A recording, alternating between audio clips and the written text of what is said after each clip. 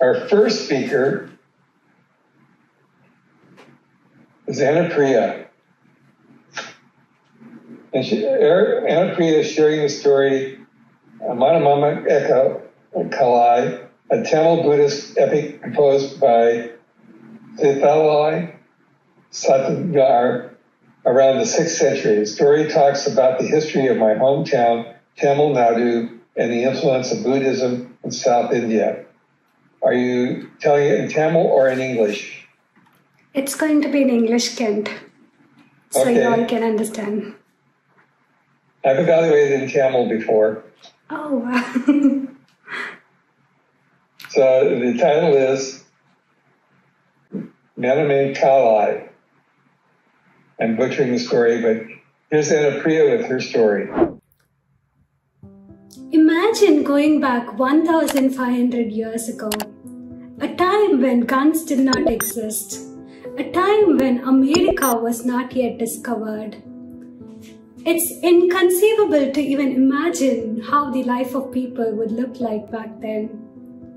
Taking you back to the early centuries of Common Era, narrating with you the greatest epic of Tamil literature named Manimekalai, depicting the life culture of people in South India and Sri Lanka. On a beautiful day, a beautiful little daughter was born to Kovalin and Madhavi. After Kovalin's death, Madhavi decided to be a Buddhist nun, and she lived in a nunnery where baby Manimegalai was brought up. Following her mother Madhavi's footsteps, Manimekalai desires to become a Buddhist nun, but she's not sure if she could be a nun throughout her life. With all these thoughts in her mind, she walks into a beautiful flower garden and inhales the sweet fragrances of the flower and admires the beauty of the blossoms around. Prince Udayakumar spots Manimekalai and gets mesmerized by her beauty and falls in love with her instantly. "You are so lovely! Would you be my princess? You captured my heart." "No, I am not interested in being your wife. I would like to be a Buddhist nun."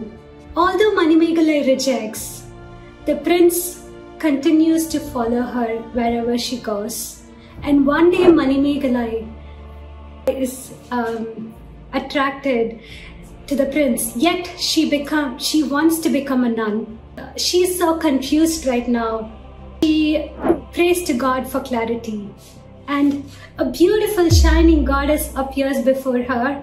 "Manimekalai, you are destined to become a nun in this birth. I give you 2 magical powers to help you fulfill your wish. Number 1, you can disguise yourself as anyone, anywhere. Here is a magic begging bowl. No matter how much ever food you take out of it, it always gets filled with food." And the goddess disappears. Manimekalai then learns Buddhism and becomes a Buddhist nun. And with the help of the magic ball that she received from the goddess, she helps many people.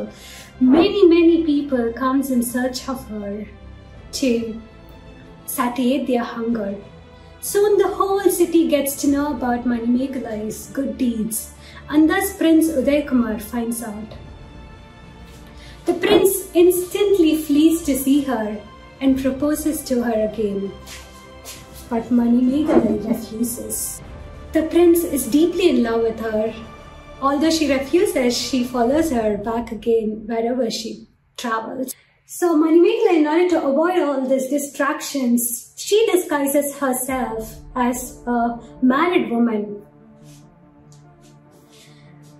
Although Manimekalai disguises as a married woman, the prince recognizes her with her good deeds and asks her to come with him. The husband, who was seeing all this from a distance, gets furious. "What the hell are you messing with my wife?" And in order to protect his wife, he kills the prince, not knowing that Manimekalai was in disguise of his wife. The king and the queen gets to know about the prince's death, and orders to arrest Manimekalai. She is sent to prison, and even in prison, with a good deed, she turns the prison into a hospice. Knowing that, she gets released. Once she gets released, she spends her rest of her life helping other people, practicing Buddhism and preaching Buddhism, and finally attains nirvana, a state of enlightenment, knowledge and wisdom. With this story, I want to share the 4 noble truths of Buddhism. Human life is filled with suffering and sorrow. The cause of suffering is greed, hatred, and ignorance, not knowing that all material possessions doesn't bring happiness. Suffering and sorrow would end when people attain nirvana, which is a state of enlightenment and knowledge. And Buddhism recommends 8-fold paths to attain nirvana. Know the truth. Free your mind of evil. Say nothing that hurts other people.